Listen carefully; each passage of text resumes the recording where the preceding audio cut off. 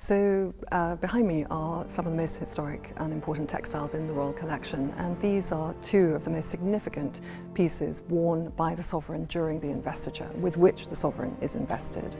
And so the first one is the Supertunica, and that takes the form of an open garment with sleeves, which is also known as the pall of cloth of gold. It is woven from cloth of gold and embroidered with goldwork embroidery to a design which has a strong tradition.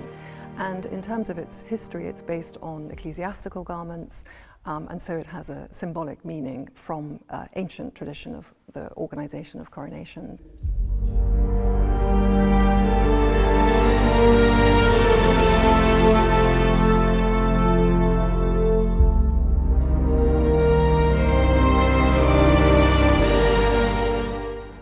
Over this is worn the final piece of investiture clothing, and that is the imperial mantle.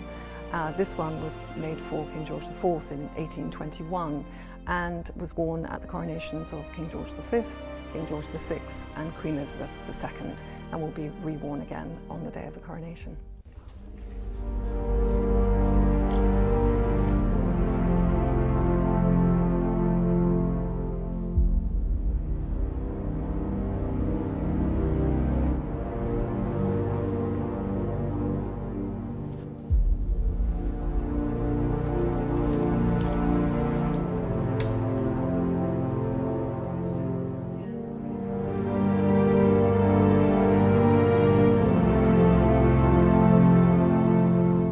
Yes, so a very long tradition of re-wearing these two pieces, and that is what gives them their incredible symbolism and, of course, their great significance and sense of place in history.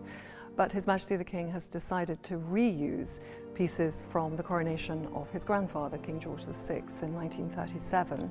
And these include the coronation gauntlet, which is again placed on the King's right hand during the investiture, just before he is presented with the sovereign sceptre, and also the sword belt, otherwise known as the girdle, and that is placed around the Supertunica during the investiture, and to it is fastened the jewelled sword of offering, and so it has both a practical and a symbolic function in the coronation ceremony.